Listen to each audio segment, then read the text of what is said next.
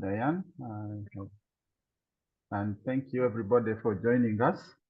Like Diane has introduced me, I'm Mike Kagawa. I work with Makerere University and Mulago Specialized Women and Neonatal Hospital. And I'm a maternal-fetal medicine specialist. So today we are going to share a bit about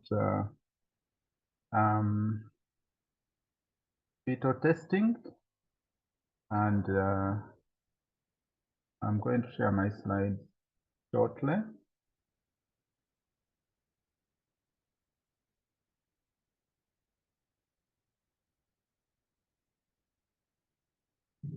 Can you see my slide? Yep, we can see them. Thank you very much. Looks great. Okay.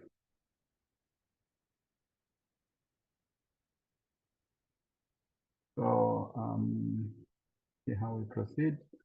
So I have a very short presentation. I was given 30 minutes. I hope to finish even much sooner than that, but let's see how we can do this. I want us to first of all understand what we are delving into, and that is prenatal diagnosis. When we talk about genetic testing and the session of today, we are looking at those tests that we can do before the baby comes. So prenatal diagnosis is when tests are done to assess for the likelihood of having a fetal anomaly. This test could be anything, as we shall see. It can be invasive or non-invasive, and screening tests may be used to detect metabolic, chromosomal, or anatomical defects. These prenatal diagnostic tests are indicated when there is an increased likelihood of fetal anomalies, and usually we look at women who are of advanced maternal age, where there are suggestive findings of fetal anomalies on ultrasound. Then we would like to look a little more as what could be that. We also would like to do prenatal diagnostic tests when we have unexplained recurrent pregnancy losses, if there is a history in the mother, if there are histories of previous fetal anomalies, which could be structural or chromosomal in a previous baby, and if, for example, the mom has had a previously unexplained IUFD. It is critical that we have genetic counselors when we are going to do prenatal diagnosis, and the ultrasound has really revolutionized prenatal diagnosis, and is the single most valuable modality for identifying fetal or placental structural anomalies. We have also learned to come to use magnetic resonance imaging, which is an adjunct to ultrasound, but our go-to test is usually the ultrasound for structural abnormalities. So some of these are the tests that are done for prenatal diagnosis, but today we are going mainly to focus on my part. I'm going to focus on amniocentesis and chorionic villus sampling, but we can do early first trimester screening, we can do non-invasive prenatal testing. I'm hopeful that more details will be given for those ones. We could also do targeted fetal ultrasound or pre-implantation biopsy. It is, however, not really a common practice to do pre-implantation biopsies because it is associated with fetal complications such as cold and ocular injuries. In the second trimester, we still can do some further tests for prenatal diagnosis, which include ultrasound, amniocentesis, as we are going to look at this in more detail. We normally don't encourage doing amniocentesis in the first trimester, as we shall see. We could do percutaneous umbilical blood sampling. We could do late chorionic villus sampling or fetal muscle and liver biopsy. So, going to what we are aiming to discuss today, which is amniocentesis. Amniocentesis really simply refers to the removal of amniotic fluid by using a needle through the maternal gravity abdomen. So the mother is pregnant, we pass a needle through the abdomen and we access amniotic fluid, which we can study. This is an old procedure which has been around from as early as the 1800s, and the main purpose was for amnio reduction, especially when a mother has just polyhydramnios or there are cases of fetal hydrops. They were doing it for that. However, the common use nowadays for amniocentesis is for diagnosis of fetal anomalies. With the advent of better and safer non-invasive tests, this amniocentesis is no longer a test of first choice for prenatal diagnosis. Like I said, the reason for it taking the back burner is it is an invasive test, and non-invasive tests such as ultrasound and non-invasive prenatal testing are now easily available, and therefore we can get almost as much information from these tests as we can get from the invasive amniocentesis. However, for purposes of decision making, it still remains the definitive prenatal diagnostic test. I have already alluded to mothers whom we should have the prenatal diagnostic tests, but specifically for amniocentesis, these are some of the reasons which really overlap with the previous list that I gave, that advanced maternal age, previous anomalies in the child, which could be genetic, structural, or biochemical. If they are parents with a balanced chromosomal translocation, sometimes when people have these balanced translocations, they don't exhibit disease. But because at the time of fertilization, they could transmit one of these chromosomes with these abnormalities, then the babies could actually exhibit disease. So when we have parents with balanced translocations, it's important for us to do these prenatal diagnostic tests, especially amniocentesis. If a parent is a carrier of a disorder, or if parents are both carriers of autosomal recessive diseases. If the parent, the female parent, is the carrier of a sex-linked disease, it is critical that we study the child and see whether the child has not inherited any of these things. When we do the tests that I've mentioned before, the early first trimester screen, the non-invasive prenatal tests, if we do sonography and we find anomalies, then we can go ahead and do the amniocentesis. So usually we have what we call screening tests, which lead us to do this amniocentesis. This is a picture showing us how the procedure is done, that we have our needle going through the maternal abdomen to access the amniotic fluid, usually under ultrasound guidance. And we always want to see ultrasound guidance is right here. You have the ultrasound, the needle is going in, and you want to identify a beautiful pocket of amniotic fluid. And as you can see here, you visualize the needle by using ultrasound so that you know the needle is in a safe place, away from the baby, away from the cord, away from any fetal structures, and then you can draw the amniotic fluid. There are other tests that we can perform apart from taking the amniotic fluid for genetic testing, and these ones are still done in some places, and some actually have become obsolete. Sometimes when it's symptomatic polyhydramnios, we can do amniocentesis.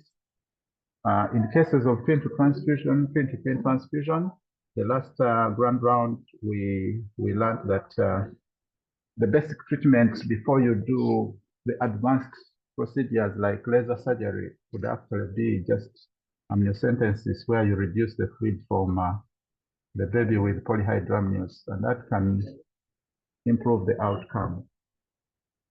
Fetal lung maturity is one of the tests which used to be required, one of the conditions where we used to do amniocentesis, but now this is rarely performed because we can do fetal dating with early ultrasound, which can really give us a fairly definite picture of how old the baby is, and therefore wouldn't have major concerns for lung maturity, or we would know that the baby's lungs are not mature enough.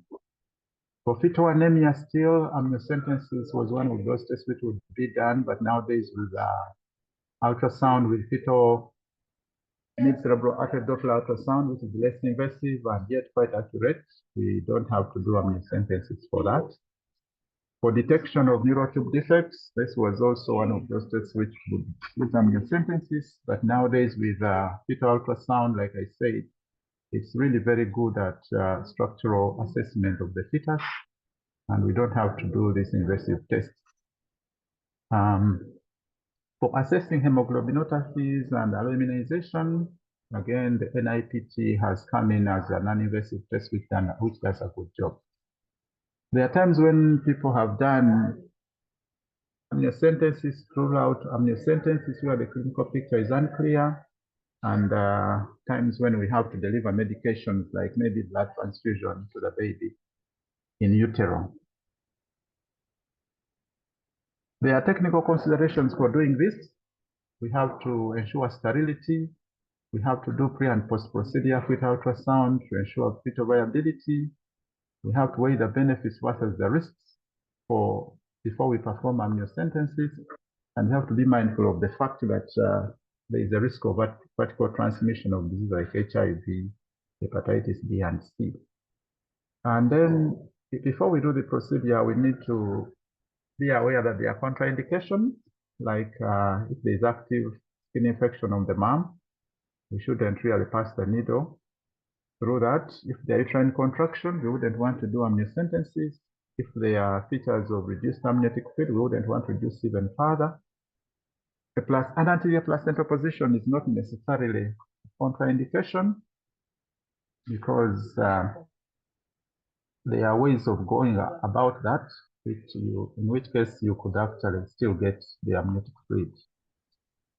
It's important to obtain consent, tell the mother about the testing, the expectations, the complications, the possibilities of injury, and the miscarriage likelihood or likelihood of fetal infection. The procedure is best done between 15 and 18 weeks. Gestation could be done later, but preferably not earlier because it has been associated with limb abnormalities when it is done much earlier. It's also aimed at ensuring that if there are decisions to be made, then moms should be able to make those choices where, for example, termination is legal and they would like to make that choice.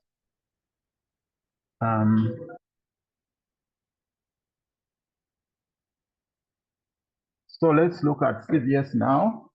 Chorionicular sampling, we've just been talking about amniocentesis.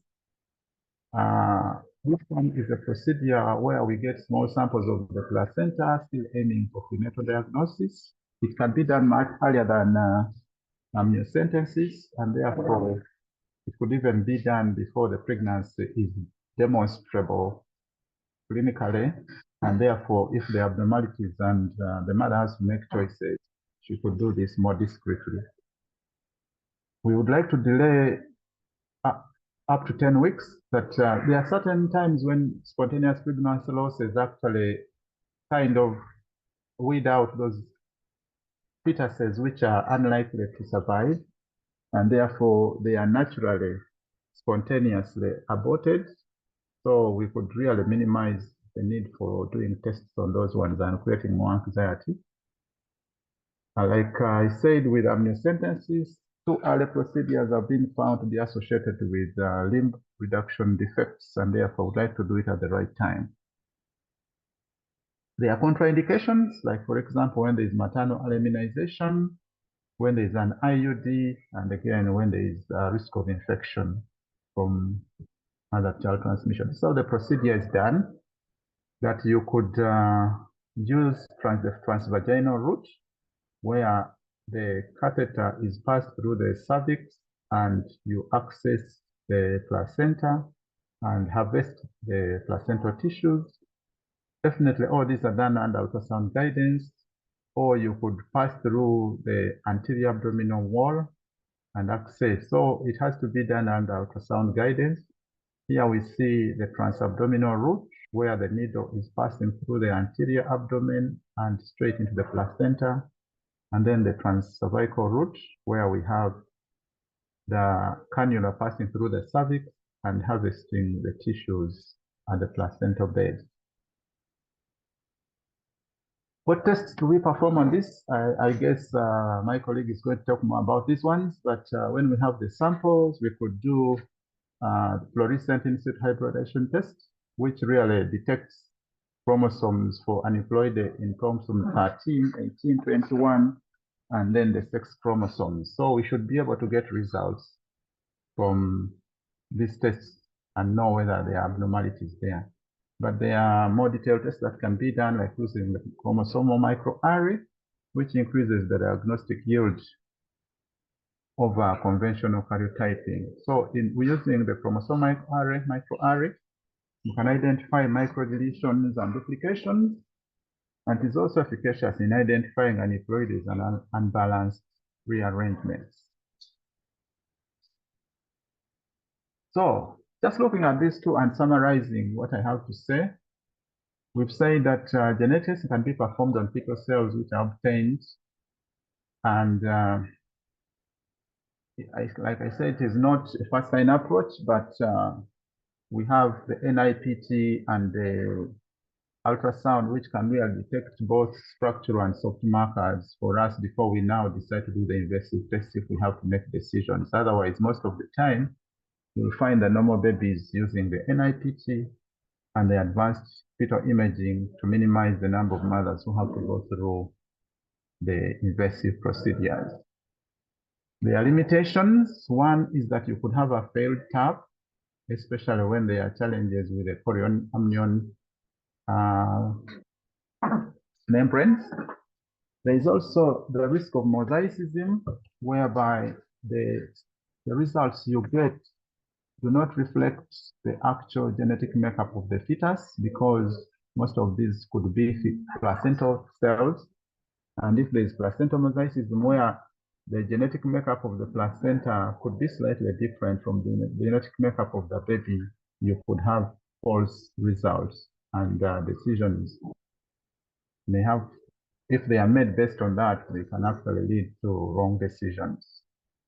Also, we have to be aware that prenatal genetic testing cannot identify all abnormalities, and it should be focused on patient risk and reproductive goals. It should be discussed at the first obstetric visit in order for the mothers to know what we can do and what we cannot do. There's a risk when we perform these procedures, and that is risk of fetal loss. It has been reported as 1 in 200, but in centers where there is more experience, it could be less, where this is done in experienced centers, and people have been doing this many, many times. I think I'll stop here, but I just wanted to point out that in our setting in Uganda, we are probably not able to do amniocentesis and chorionic villus sampling, but we are able to do NIPT. So most of our mothers where we really have suspicion, we are able to do the non-invasive prenatal testing. I'm hoping that Dr. Hillman will tell us more about that. So I want to stop here and stop sharing so that we can go to the next presenter. Thank you for listening. Over to you, Diane. Thank you, Dr. Kagawa. Thank you for a wonderful presentation. So that really helps to set the context of prenatal testing and the you know, how we go about obtaining the sample when we do it. The next part of the session is really to sort of try and understand some of the tests that are available. We haven't got any questions yet in the chat. Thank you everybody for posting your emails and your names. Dr. Philip Musoke has also put in a registration form, which if you could fill again, just to be able to get your CPD points for the session. Okay, so I'm going to hand over to Dr. Sarah Hillman, who's going to talk about the types of genetic tests that are available, that we do here at UCLH, that we offer to our women. Again, please post your chats, post your questions, sorry, and there'll be a Q&A session at the end, so don't go anywhere. Thank you very much, Sarah, over to you.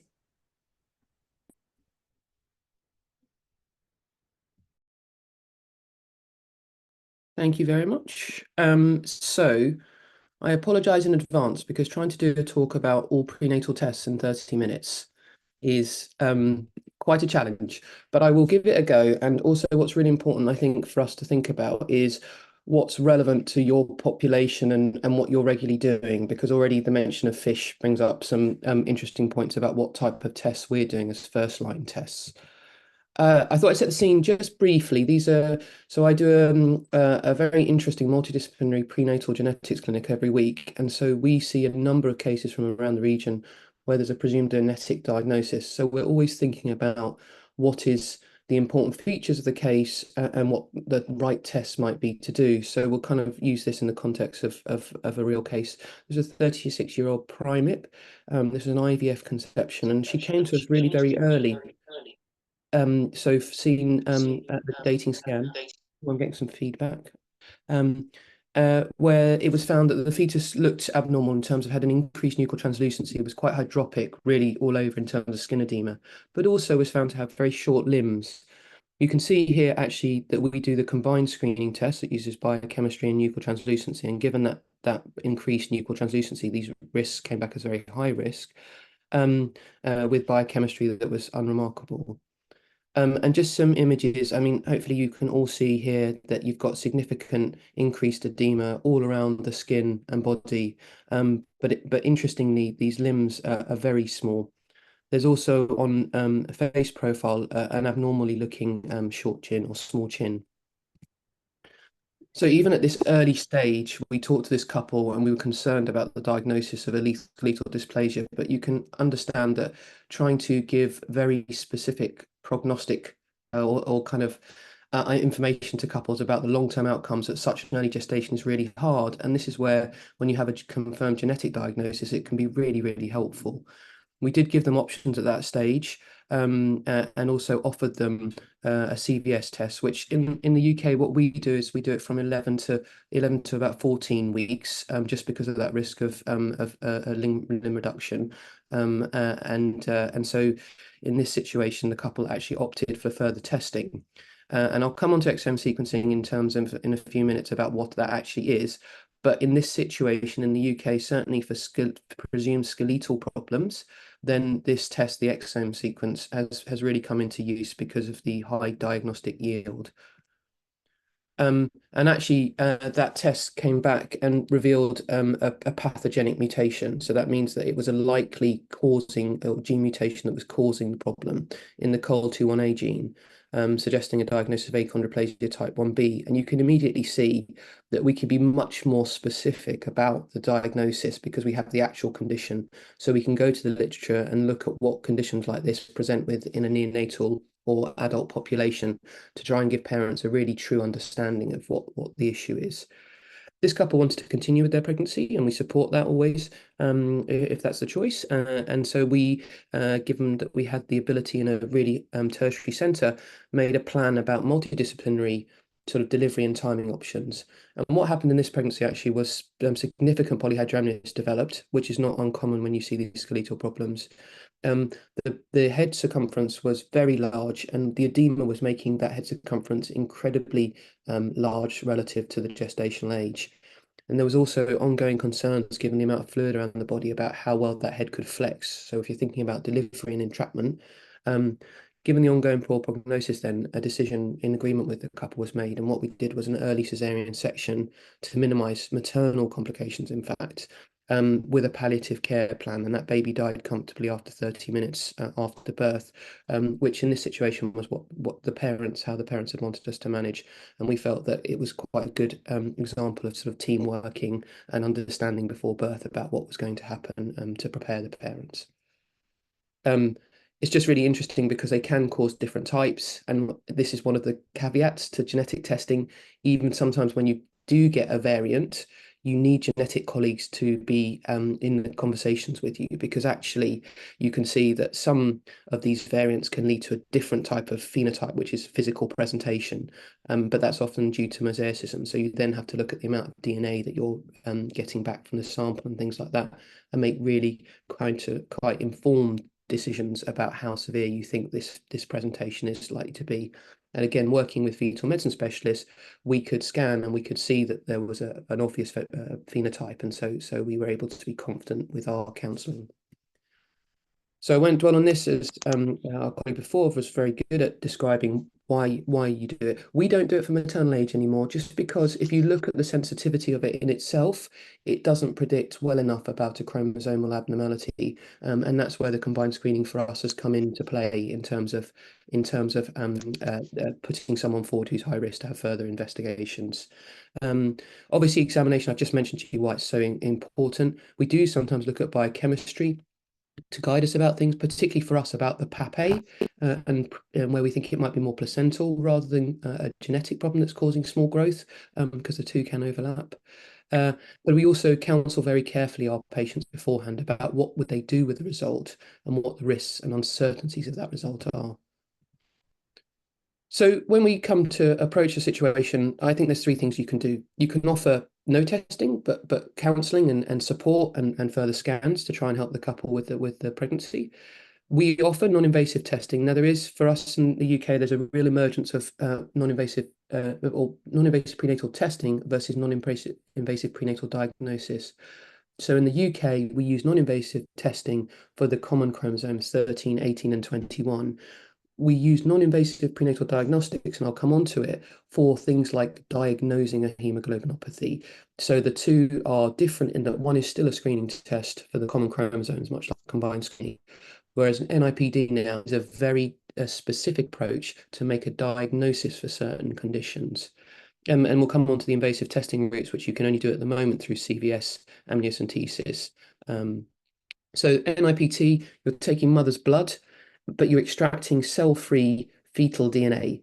And from that, you're getting an entirely different approach to making a diagnosis.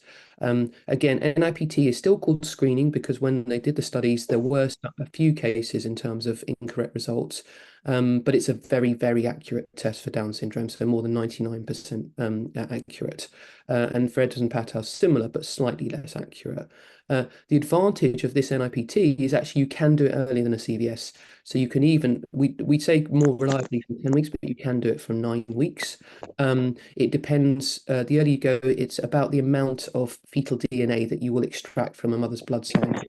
One of the caveats for it is larger women tend to get lower cell-free DNA fractions. And paradoxically, obviously, you've got a slightly increased risk in terms of background risk of anomalies.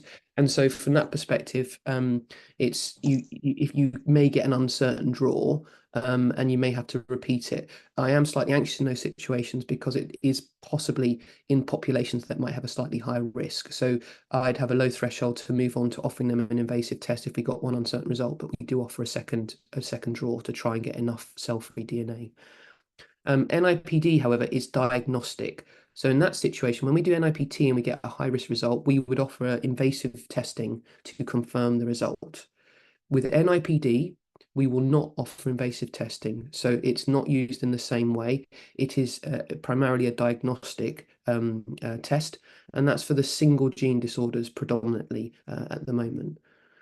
And so in terms of when you think about NIPD and our uses that we use it for, we think about linking it to fetal sexing and X-linked disorders. We think about rhesus status. So we're now doing NIPD and looking at rhesus negative status. We can do it for this particular gene, FGFR3. That gives you the sort of lethal thanatophoric dysplasias and also the achondroplasia type disorders. So we have a specific panel, and you have to have certain features that would fit one of those two conditions to request it, but you can request it.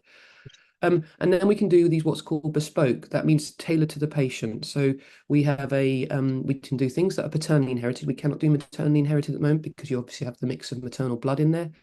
Autosomal recessive conditions are really a more a sort of expanding area where we're doing that. So where both parents carry variants. But they're slightly different variants that together create the condition. And we tend to do that through a paternal, we test the dad first, and then if he doesn't have it, we're okay. If he does have it, then we have to get the mum, and we do invasive testing to confirm the maternal variant. But there are very clever tests, which I can't understand very well now, that are getting close to being able to pick up differences with maternal versus baby alleles, which is probably the future. So these are things like cystic fibrosis and spinal muscular atrophy, where we can do the autosomal recessive disorders that we're pushing forward with. And obviously, I mentioned sickle cell and hemoglobinopathies, where there's a real big push. We do it but not on the RNHS for couples where they've had a condition which is de novo, which means it's a new condition in the baby and it's dominant, which means you only need to have it on one of your two alleles. For whether, so that means the recurrence risk would be low, but couples are very anxious, and so actually we can make the test for them specifically, but it takes time and can only be done privately, so it has to be paid for.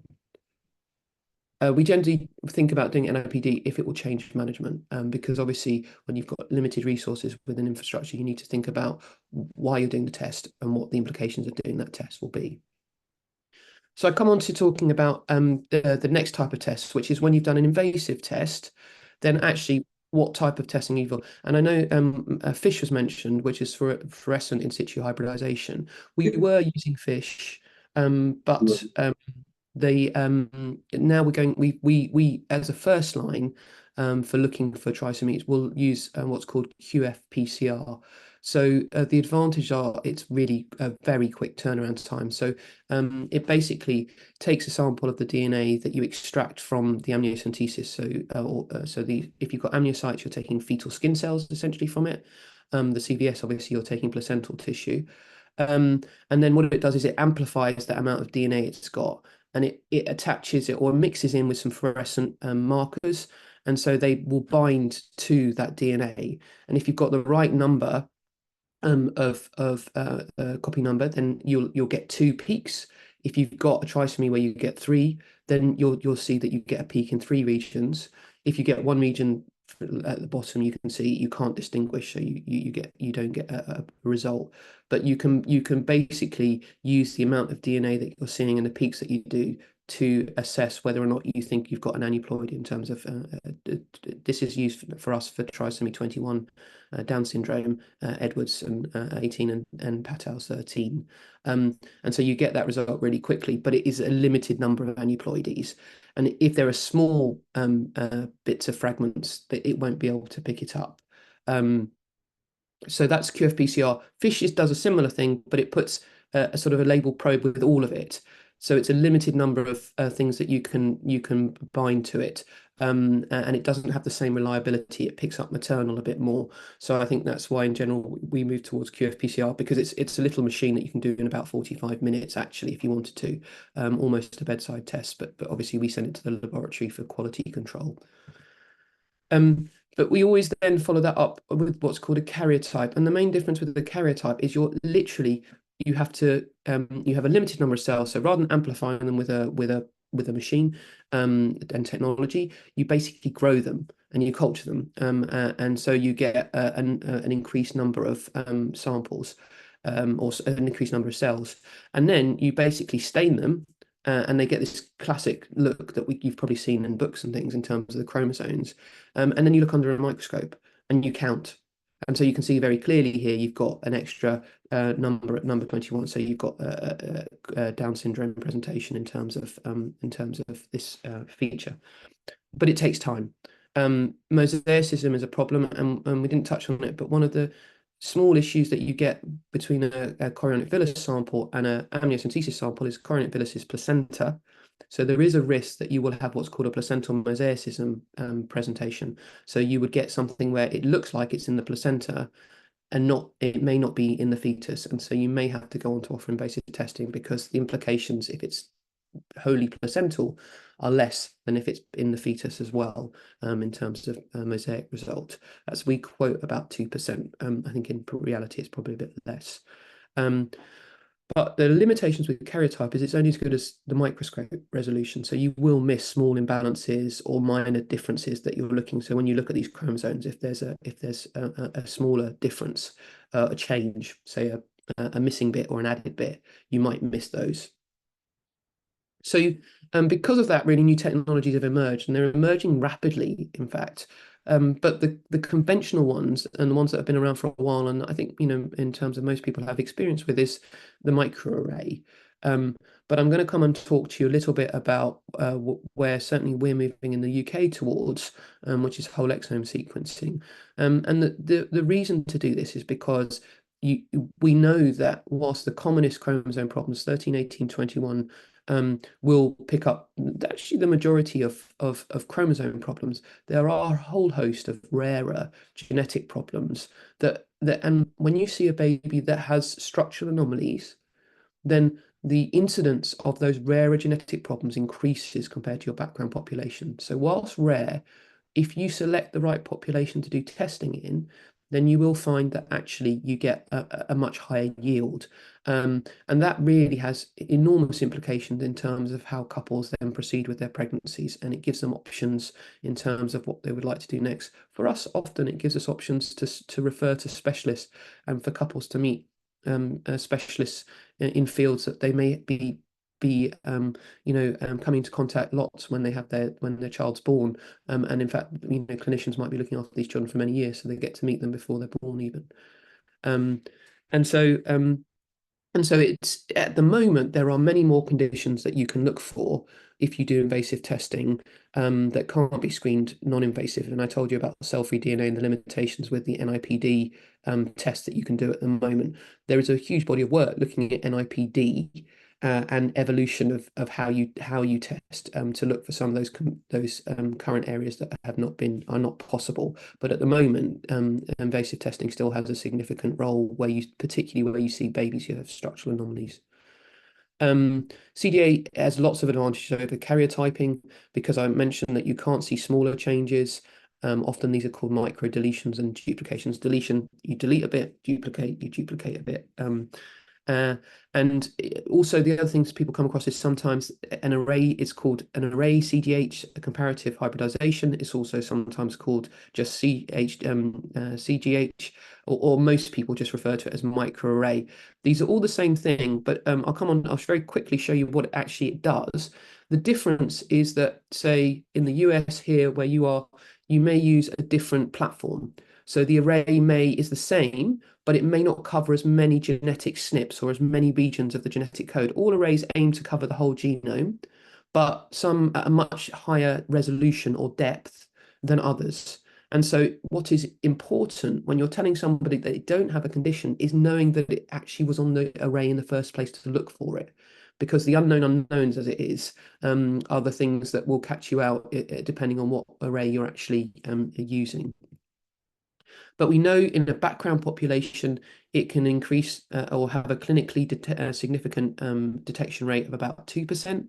But when there are anomalies in the fetus, that goes up to about 6%. There's also evidence that CMA is better than karyotype in stillbirth analysis as well. But when you're doing this, and we'll come on to this particularly with exome sequencing, we all have a genetic code and we all have variation in it. And actually, if you think about it, the more times you test, the more you will see these variants of uncertain clinical significance. And again, this is where genetic colleagues and MDT working are really critical, because you need to make a call as to whether you think that if you've seen a variant that's different, then what you do is you match it to a reference genome. If it's different to that, is that significant or is it not significant? And this is where parental testing is really useful, because if we test mum and dad and we've got them in front of us, if one of the parents has the same variant, and obviously they're whether are currently pregnant, then obviously that the likely impact of that variant is going to be limited on the fetus, given that it's in one of the parents. So we always try and do trio testing. So I've said it has much higher resolution than karyotyping. It goes across all chromosomes. And covers a range of the aneuploidies to the deletions, duplications, and your genetic code. So kilobases. So a chromosome is hundreds of thousands of kilobases. So you're already with a microarray going down to sort of just several kilobases or single exons. So if you think about how big your chromosome is, you're going down to the gene level and even down much smaller than that. And also it can detect copy number variation. This is where you get repeats of the same code in the genome, and that's very difficult to interpret, but it does have association with clinical conditions. And so and something like exome sequencing will not be very good with copy number variation. So again, when you're designing a genetic test, you really have to think about what the caveats to it are, when you're in terms of when you then tell parents what does this mean when they get a result. And microarray does not require any culturing of cells, so it can be done straight off the bat, basically. It works similarly in that basically you have a glass slide, you digest the DNA, the reference DNA you get, so the patient DNA you get, and break it all up basically in smaller sections of DNA, and you label it with a dye, and then you have another reference DNA from a pool where you don't have it, so it's the reference genome essentially, and you basically label that with a green dye, so you've got a red with your patient and a green with the reference, and then you mix them all together. And then those red and green dyes will hybridize on this glass slide, and the glass slide has the same genome of those fragments. And obviously, depending on which fragment matches, you'll get a red and green readout, basically, which can be read by a scanner. And if you've got too much, you get gains. You can see too much red, that the patient's got too much, so they've got a duplication. Too little, you can't see it. It means that only the reference genome is coming up, so it's a loss. So that's the kind of way you can interpret it. It won't, however, detect the balanced structural chromosome anomalies. And again, there's a whole talk about whether that matters, because generally, if you've got a balanced problem, then you don't have as much of a phenotype. It's the unbalanced translocations that tend to be more clinically significant, but you can argue that you would want to pick it up. And then you can only report according to known databases, and we are moving forward our reference database all the time as we find more variation. And so that is it's a moving field, and that is where it's really difficult, particularly where you see a variant or a problem in an area that is associated with a clinical condition, but it's never been reported in that exact region. And then you have to really think hard, and we have a multidisciplinary panel who you have to reach fulfill a certain number of criteria in order to call it a new pathogenic variant versus a variant of uncertain significance. And that is again a whole other area to talk about. But if you're moving towards a service where you're going to offer this, it will become an issue that has to be dealt with regularly, these variants of uncertain significance. It is more expensive, much more expensive than karyotyping PCR, hundreds of pounds versus probably tens of pounds. I've just mentioned its complex results and variants of uncertain significance. Some arrays are not as good as others, so that's where I said again, know what you're using before you use it. It's also important that you get equal access, and that the right cases are put forward for microarray that will benefit. As we looked at, your background risk or pickup rate at 2% versus 6%, you can already start to see who might benefit from it more. And there's always ethical concerns in terms of the time that you do the test. This takes about 2 weeks to come back.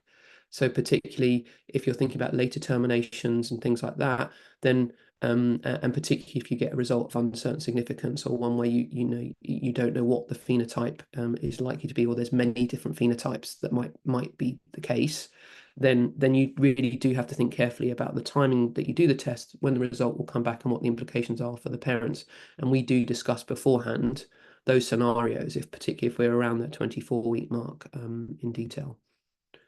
I touched upon one slide just to explain to you that if you want the gold standard, and what we used to do was something called Sanger sequencing, which is basically the microarray, but on a tiny level at the single nucleotide. So we've all got 4 nucleotides in our DNA to make up our DNA structure.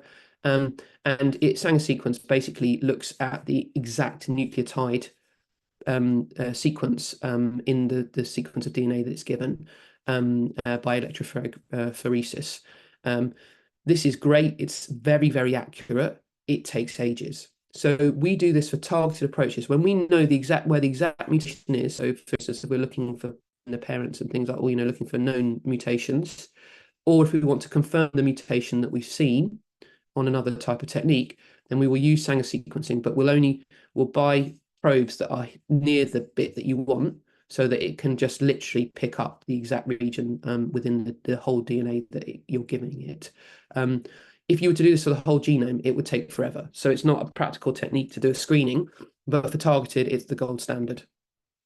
But you know, there was still a gap, single. So the reason I showed you that was those are single nucleotides. You will never pick that up on a microarray. It's just too small. You're talking about right down to the real kind of baseline and resolution of the genome code there. But these new techniques can. It's mainly a platform that has huge sort of almost computing power and it increased the ability to go down to that level of resolution. But that creates a huge amount of data. So it's just you've got to always think about when you create something, what are going to be the unexpected complications with it. Exome sequencing basically takes the protein coding bits of the genetic code. So that's actually a very small amount, only about 2% of the genome is coding. But if you think about clinical conditions, that's where the majority of clinical conditions will be picked up from, rather than the non-coding regions of the DNA. And so it basically identifies exomes, and it then sequences those exomes down to the nucleotide level. It first came out in our pediatric population. So in cases where children were in ITU and there was an unknown diagnosis, they did rapid turnaround and they gave new diagnosis in around 25% of the patients that they tested. And that was real time. They were getting these results back while these children were still on ITU, and it was making a difference to their management. So it came from the pediatric population and came into the prenatal population.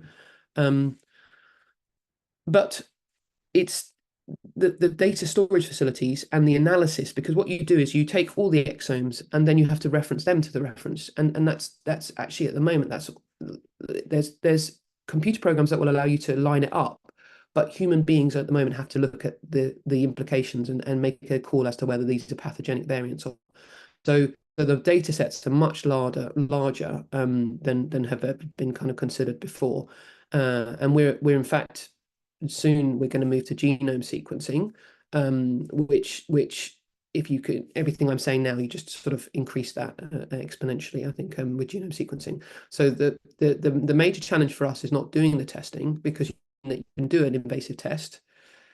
You can get the platform to do the actual test itself, but it's the interpretation of the test, and some of our backlog now is huge in terms of trying to get the turnaround time for couples in a meaningful way.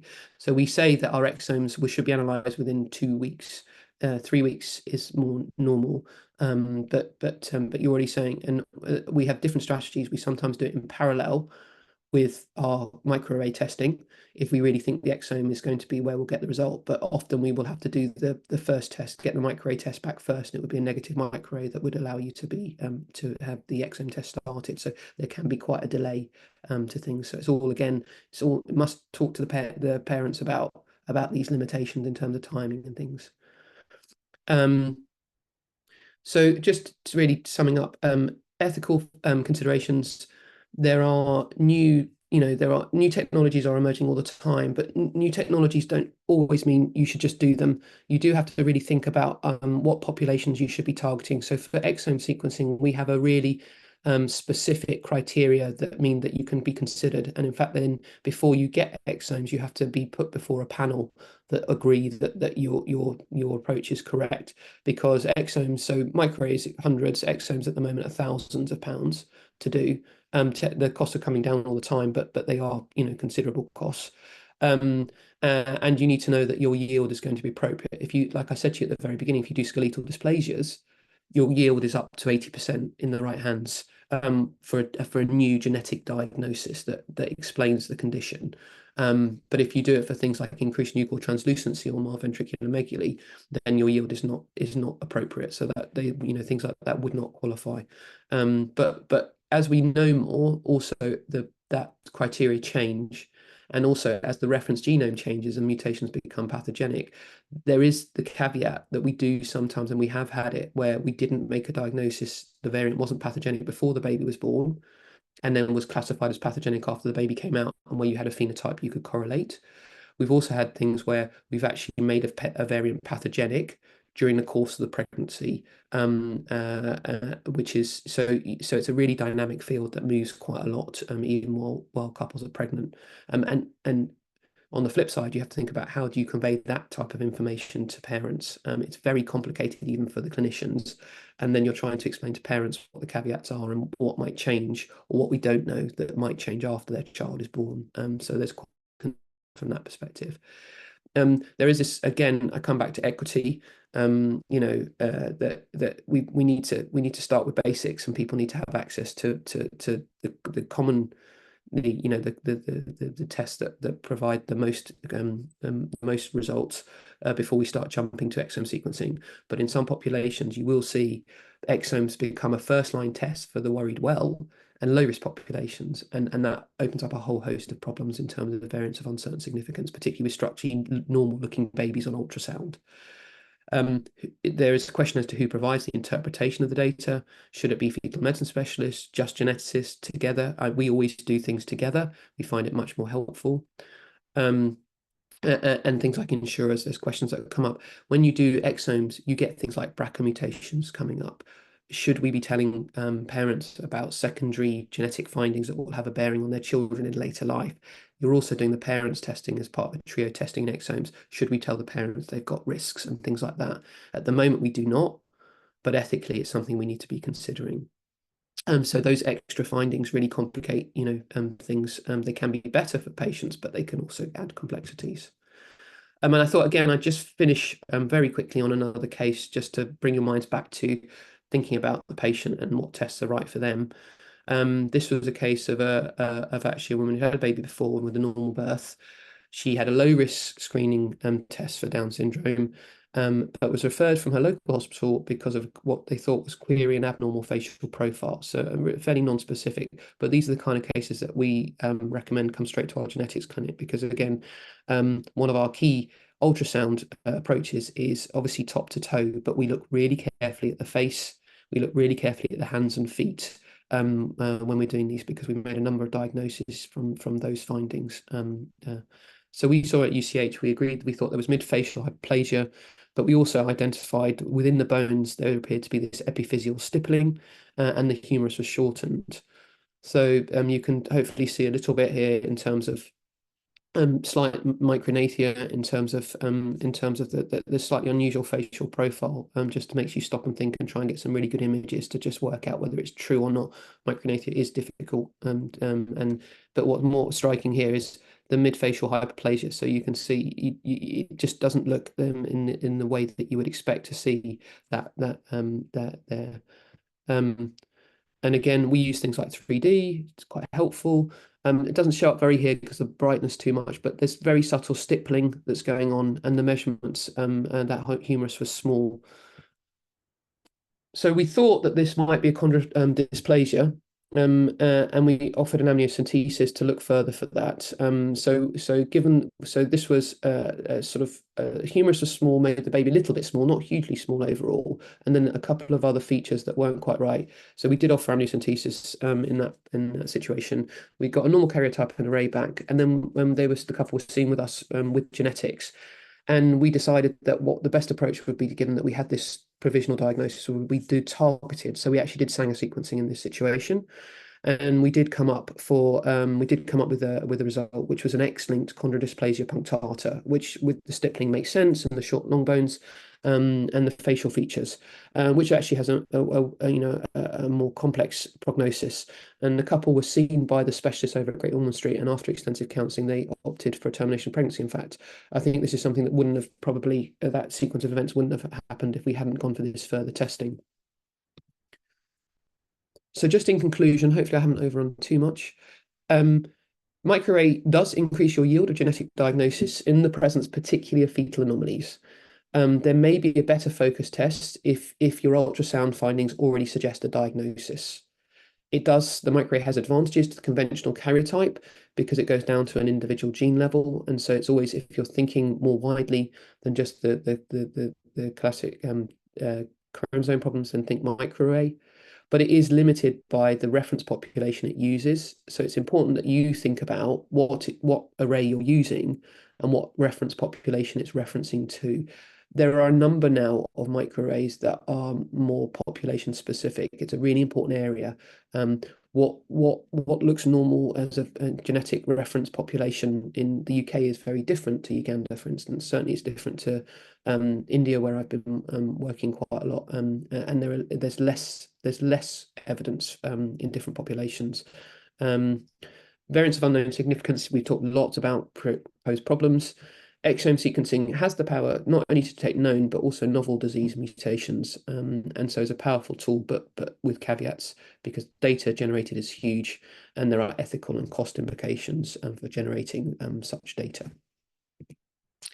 And that was, I think, yeah, that's it.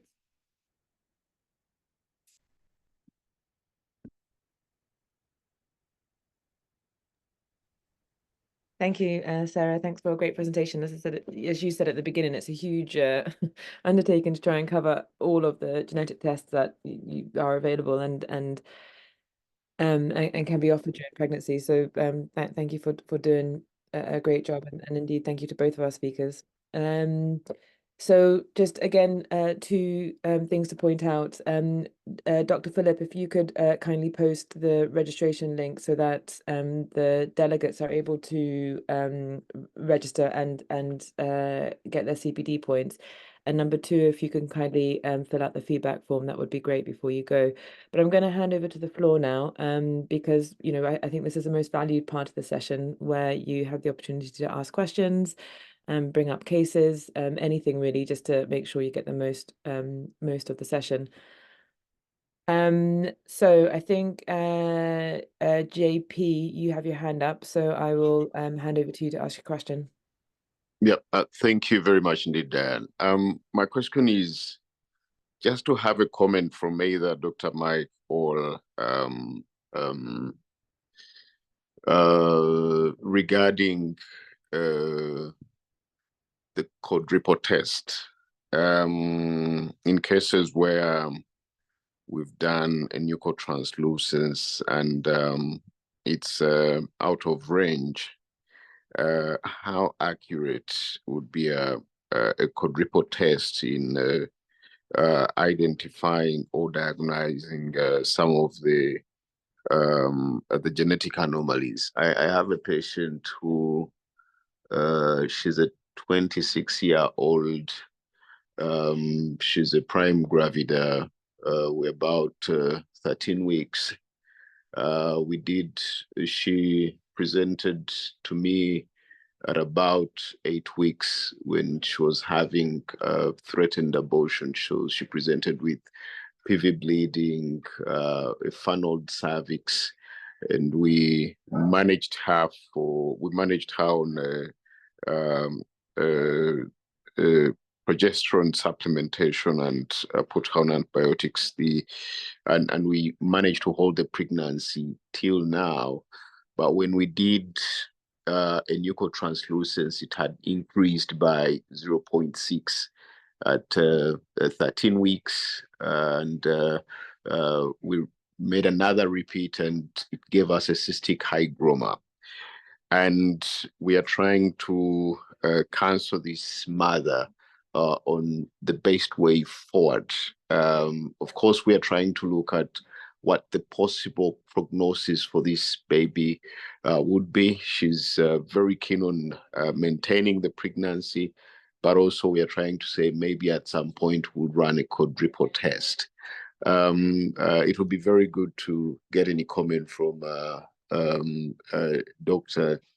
Diana, Dr. Kagawa, or Dr. Sudan about that case and how a quadruple test would help us in such a situation. Thank you. Dr. Kagawa, I don't know if you want to... So, yeah, let me attempt and then we will come in. Yeah, thank you very much, JP, for that question, and Sarah for the presentation. Looking at both what JP has said and what Sarah has presented, I think it emphasizes for us ultrasound as a very important tool in starting us up to think at what else we need to do. And like I said, we have our screening test the quadruple test is really now not one of the first choice tests that we do. If I can quickly share something, we have what we call the early first trimester screen, and that is really not the quadruple test.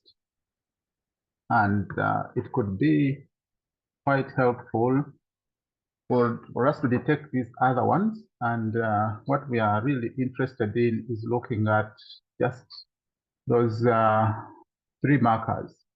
We are looking at the serum beta HCG, PAP-A, and the nuchal translucency. And that can actually give you information as to whether this mother is high risk or low risk.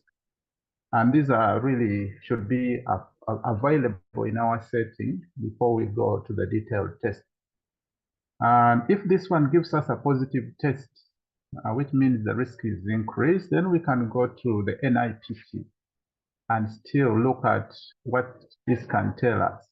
So I would really propose for this particular patient with JP managing that we could do an NIPT, which is available in our setting here, so that we can start from there. And if that gives us some kind of pointers, then we can go the next steps of genetic testing.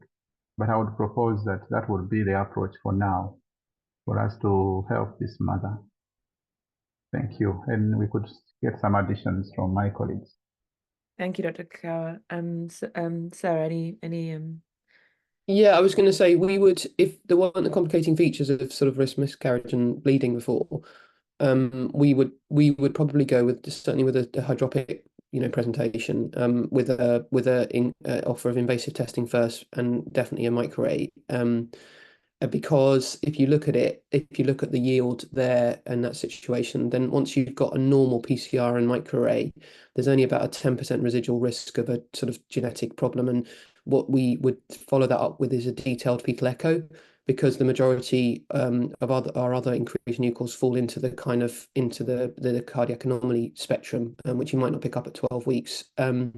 And then we would, then we'd follow up with growth, because again, the more scans where you get normal anatomy, the more reassured we are with couples. But if you can't because of maternal anxiety about doing an invasive procedure, do that, then I think actually the NIPT route would be the the quadruple test sensitivity and limitations, it will not add much. It won't reassure you in the way that you would hope, I think. So I would personally recommend an NIPT test. I mean, I wouldn't recommend it, but I'd say as an alternative, it would be the best, if you wanted to investigate, because you can, Down syndrome will still be the most commonly associated thing with nuchal. With a more severe presentation, I wouldn't say that. I really think that you're going into the territory of Noonan's and other single gene disorders a little bit more frequently. But yeah, I think it would be that if you're going to offer a screening test, then NIPT would be the best one, because you can rule out Down syndrome from it pretty much Edwards or Patterson Edwards, although you'd hope you'd see different features on ultrasound if that was present. So I don't expect that would be an issue. But what you would have to be very careful about is counsel for the residual risk of the rarer genetic problems. And I would definitely look at the baby's heart very closely through the pregnancy if it continues, to exclude cardiac problems. Thank you. Any other questions from the floor? So nobody's got their hand up yet. I wanted to ask a question. Oh, yeah. May I? Dr. Kagawa. Yes, please do. Yeah, thank you very much. This one goes to Dr. Hillman. You told us about NIPD and NIPT. I would like you to really tell us the actual difference between these two in simple terms. And then secondly, you also pointed to the fact that sometimes when you get the balanced translocation, you probably don't have to worry because the baby may not manifest. But I think this is good information, because for the future of this child, this could manifest in their offspring. At the moment, we are managing a mother who has had up to 9 pregnancy losses. And these losses actually, they manifest in the early second trimester with loss of amniotic fluid and then suddenly we get fetal demise. We've done all the simple tests and we haven't got much further. We have considered doing karyotaping on the parents to see if we can get information there, but we haven't managed to get those results yet. So I just thought that even when we get balanced translocations on microarray, we still have some counseling to do for them, even if the baby may not manifest. But tell us more about NIPD and NIPT. Sure, I'll take the two questions in order. NIPT basically it only picks out chromosome 21, 18, and 13. So it's a global screen of the fetal cell-free DNA that you can extract from the sample.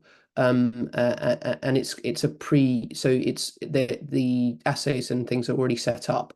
So it's an easy throughput. So any accredited lab will be able to do it on a regular basis. For the NIPD, it is a bespoke test. So in terms of the way that it gets analyzed, it will only look for the particular thing that you've asked it to do.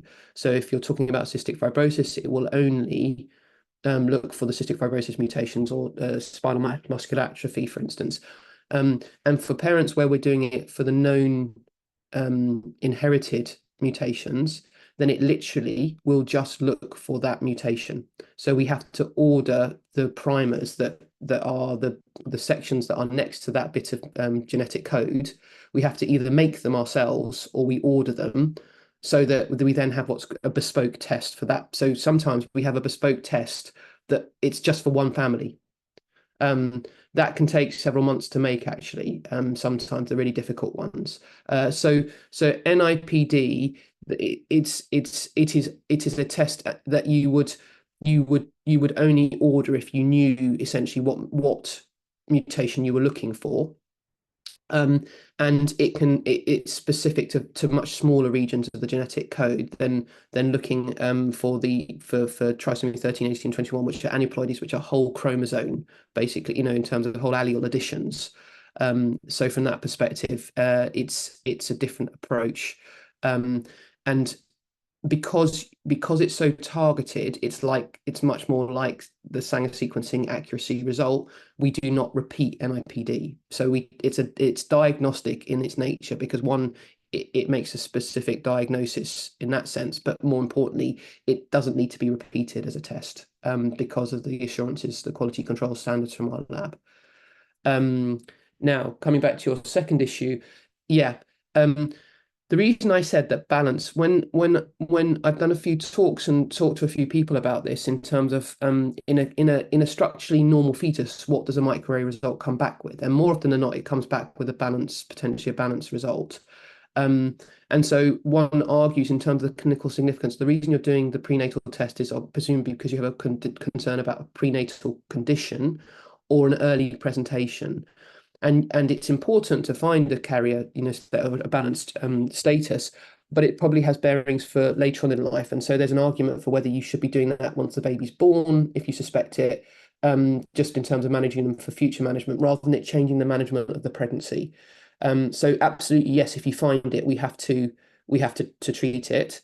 We shouldn't not do it because of it. I'm just saying, I think that you just have to be aware this is one of the limitations. If you do microarray on all structurally normal fetuses, you will get increasing numbers of a balanced translocation, and you'll have a normal looking fetus, and the couple may become very, very anxious about the possible implications, and you really don't know what the end result is going to be in those situations, and so it makes it really challenging from that perspective. But I think it's more just an issue you have to just contend with and be aware of, rather than saying you shouldn't do it because it might come up.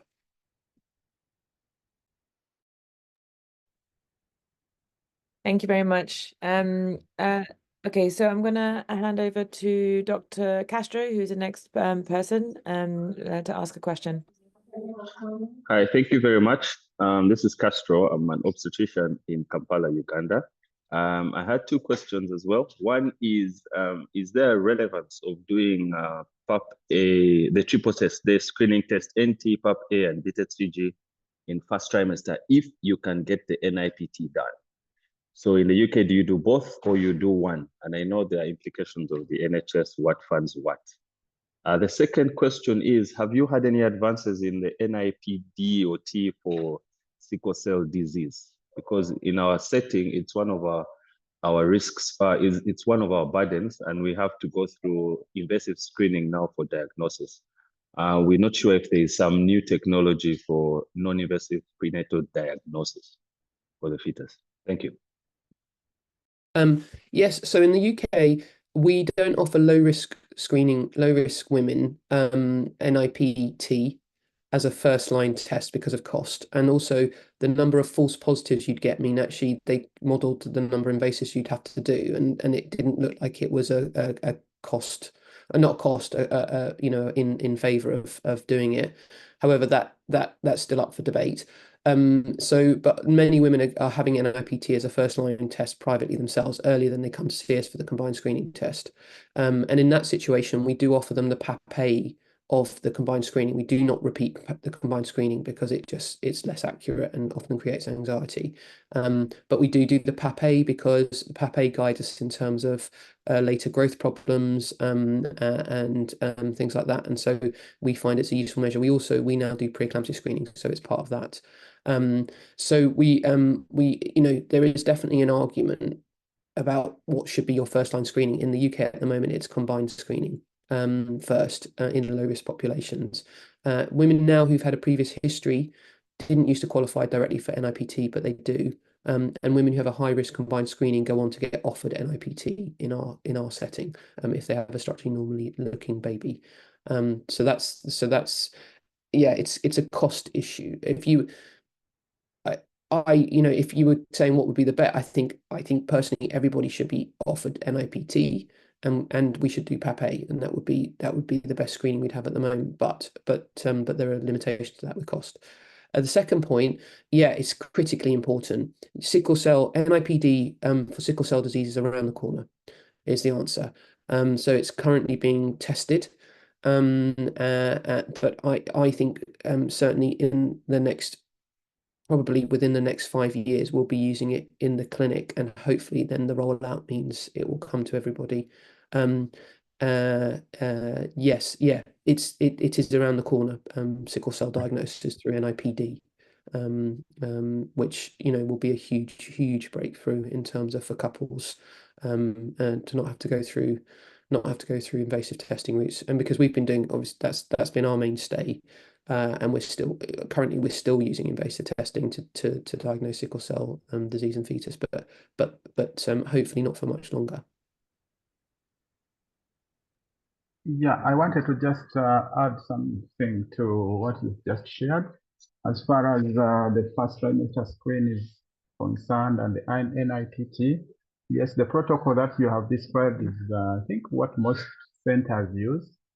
And for our audience here, I just want to bring an analogy of our screening algorithm for HIV, that we have what we call the screening test, then we go to the next one. For those who are positive, then we go to the confirmatory test, and then we go to the tiebreaker. So the same thing with genetic screening, that in terms of cost, the first trimester screen actually will weed out those you don't have to test, so that you only do the NIPT for only those who have given you a high risk from the first trimester screen. So in a way, you kind of cut down the costs, like Hillman has said, like Dr. Hillman has said, and therefore you can have more people accessing the test. And that also goes to the next point of your sentences or CVS, that when you have a positive NIPT or a high-risk NIPT, then you now can go on and do the, otherwise we wouldn't, for example, be doing invasive tests for all the mothers, for all the concerns of risk and cost. So I think that's really how the algorithms and protocols have been designed. Thank you. Really great questions coming in. So I'm trying to make my way through them. Not ignoring anybody in the chat. I will come to your questions as well. But I think the next person to ask a question was Dr. Jackson, Dr. Joseph Jackson. So if you'll kindly unmute yourself to ask a question. Yeah, thank you very much. I'm Dr. Table from Lago. My question is, actually I have a case of a mother who is now 34-year-old, para 3+3. She has 3 girl children. She has had 3 second trimester abortions who are all boys. So she wants to know why she's losing her boys. Thank you. That's the question. Have they tested any of the tissue from those pregnancies that she's lost? No, they have not. So that would be my starting point, and looking for X-linked diseases would be the obvious starting point from my perspective. But you may not have the it's retrospective, so you may not have the tissue from that which so we often keep placental samples from lost pregnancies and things, or as a first line when pregnancy is lost, we do some sort of DNA storage. So yes, it's yeah, I would. And then what you need to, if she needs, definitely need to what we would in this circumstances do is refer to a genetic counsellor to take a full family history. So we'd often go back to parents, grandparents, and start asking about issues with male family members, just to see if we could get any sense of an inherited condition. You often get somebody says, oh, there was a very early death of so and so in the family. And then when you drill down, you can start to get an idea that it might be related to a particular condition, and then you can start to look for it in parents or in grandparents as well. So that would be my 2 approaches to try and help with that. Thank you, Sarah. Yes, I just wanted to weigh in here and say that the answer here lies in the question that you have already given us some clues that the boys are not surviving and the girls are surviving. So there is a high likelihood that whatever is causing this problem is probably on the X chromosome, where we have both X's, it is masking this condition, which is ending up with surviving babies. But where we don't have the second X, then these babies are not able to survive because the X, which is making the boys, is done with a problem. So I think that's where we need to look.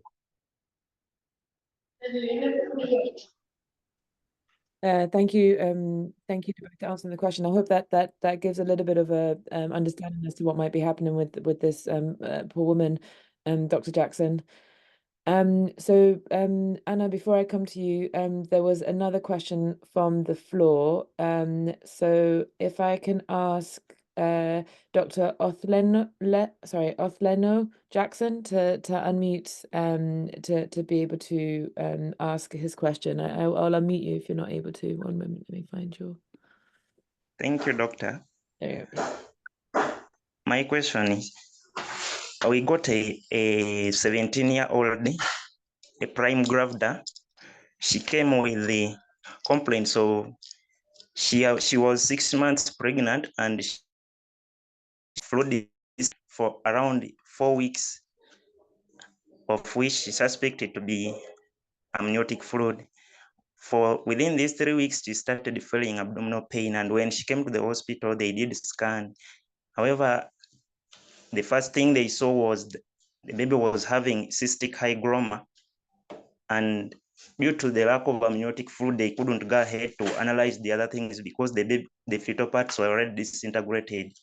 They went ahead to deliver the baby, and the baby had short limbs. The cystic hygroma was there, and the eyes, the distance between the 2 eyes was also too long. So this is a 17-year-old and she's worried. What advice can we give to the couple? Because this was their first pregnancy, they are young and they are worried. Can they go for genetic testing? Thank you. Yeah, that would be my first approach. Would be that again, we would test the pregnancy, and if that's not possible, we'd certainly test the parents. There is a specific panel that you can do in terms of skeletal dysplasias. So this sounds like potentially it's a rarer skeletal dysplasia that's got other syndromic features. particularly with the face profile that you're describing. So there are certain conditions. Again, I have my geneticist usually holding my hand next to me to tell me what those would be. And that would give you a clue as to whether this is likely to be an inherited. So in order for the baby to show this feature and the parents not to have had that lethal kind of presentation, it would mean the parents are both carrying the variant and just carriers and not symptomatic. So you could, if you had a sort of idea of what you were looking for, you could, if you don't have the tissue, you could test the parents with a specific emphasis on those kind of inherited skeletal problems. The risk of this for the couple is if you identify it and it's a recessive condition, each pregnancy has a 1 in 4 chance of it recurring. There's nothing you can do, unfortunately, but you can do early testing, or you can scan them early and pick up features that would be consistent to try and give them options at that point. We do PGD, which is like where you do embryo implantation for certain these conditions, but it's not not a feasibility thing. But so that would be my worry, that this is an inherited condition. It could just be de novo, which means it's just arisen in the baby, but you can't counsel the parents without any underlying genetic information as to whether there's a high or a reasonable risk 1 in 4 or very low risk of the same problem happening again in a subsequent pregnancy at this stage. Thank you. Just an addition there. Yep. That kind of mother, like Sarah has rightly said, that it could be inherited, but it could also be a de novo mutation. In our setting where we may not be able to do genetic testing on the parents, it's very critical that this mother in her subsequent pregnancy is actually offered the prenatal diagnostic test that we can do, and right from ultrasound all the way to the NIPT, and then we see if we can catch if these are recurring things. Like we presented, we have those risks, the mothers at risk whom we really need to offer these tests as a matter of urgency. And therefore, that is the kind of mother whom we would really counsel for the next pregnancy if we are not able to do the parental genetics, that we need to assess her quite early and see what is going on. Maybe my other comment is about the cystic hygroma, is that yes, it is typically associated with congenital anomalies, especially of the heart, but there are times when the cystic hygroma is just the cystic hygroma and nothing else. So while we follow up these babies with ultrasound for the cardiac, ensuring that we are not missing something, yes, there could be genes that are disordered, like when we do the microarray and all those things, but there are times when we can't actually find any structural abnormality apart from the cystic hygroma in these babies. Thank you. Thank you for answering the question. So I again, one more question from the chat. Sorry, Anna, just from before when you put your hand up. It was actually talking about the genetic testing available in Uganda. So I feel it's an important question to just expand on. It's from Dr. Emmanuel, who asked, are there some labs currently doing genetic testing using cell-free DNA or microarray in Uganda as well as PAPE? Now I will invite Dr. Kagawa and also Dr. Kisakie, who was talking about what they're working on in the Department of Pathology at Makerere University. If I can open up the floor to yourselves. Hi, everyone. Good morning, everyone. My name is Dr. Diana Chisache. I am a genetics research fellow in Makerere in the unit of genetics. And so one of the things that we are pushing for, especially, given the concerns of all of these early abortions, is setting up a microarray platform. And already we have identified it. There is one, the UVRI, that is not in use, but we are working on an arrangement to have it running, and I think we shall circulate that widely to the specialists once it's up and running. Thank you. Thank you. Diane, for just that if I may add something, privately, there's some labs that we work with to send samples abroad. the challenge is the people who need the tests most cannot afford. That's the challenge. So we do fetal karyotype, especially for recurrent miscarriages. And then we've had some SNP samples and whole genome exome sequencing for some patients. The challenge is that some of these tests are not affordable to the common person. Yeah, thank you.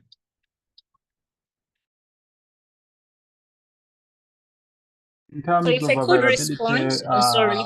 Castro, Oh, sorry, Dr. Kagawa, sorry, Castro, Diana, if I can ask Dr. Kagawa to answer, that would be great, and then I'll hand over to you. Thank you. To respond to thank you very much. Castro's. Diane, can I speak? Yeah, I was just saying that yes, like Dr. Castro has shared with us, there are some laboratories around town which can do. There are some laboratories around town which can do this. They ship the samples, specifically now for NIPT. I think we have it available at Metropole Hospital, and I think Alexandria. They are able to do these tests, and if you have patients, you need to have these tests done. We are working with the Aga Khan Hospital to see if we can have this done or shipped, but those are the options we have at the moment, Metropole and Alexandria. And now we are glad to hear that Makerere University is getting on board as soon as possible. Thank you, Dr. Kagawa. Dr. Diana, sorry, you wanted to respond to Dr. Castro as well, if you want to unmute.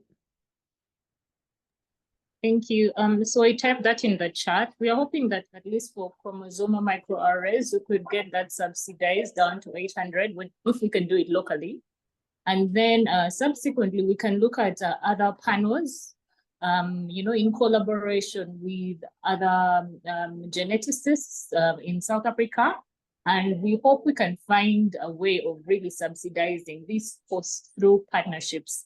But at least, the good news is that hopefully within a couple of months or within the next year, we'll have these microarrays available.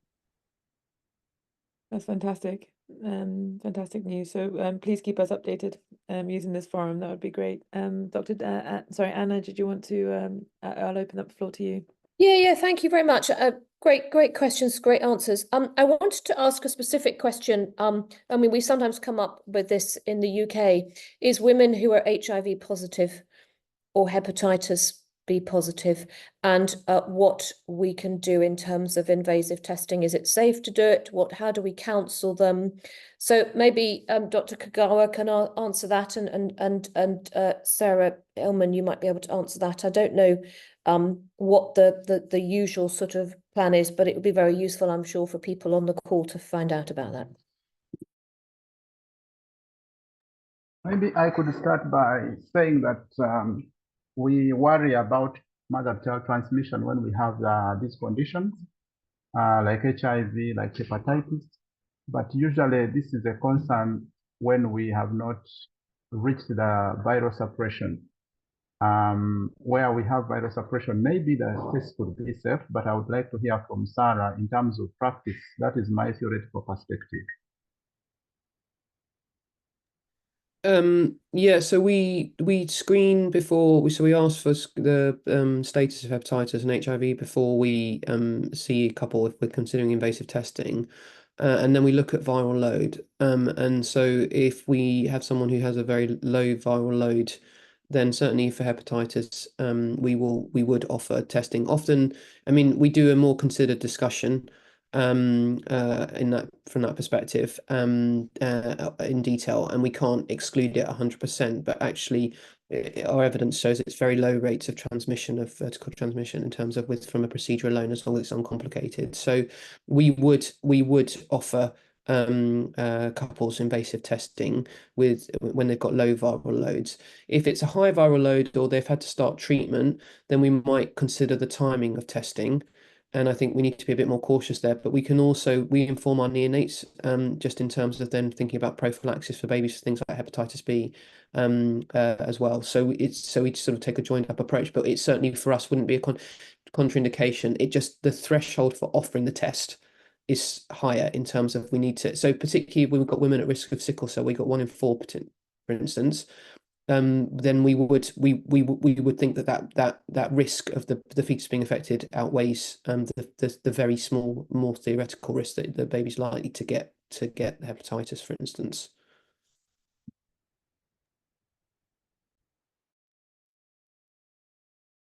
Thank you. Okay, I'm conscious of time. It's already 2 minutes over, and I'm sure we will have to get back to our busy clinics. But and I know there's a question in the chat which we will kindly answer. But if that's okay, we'll close the session. But just a very, very grateful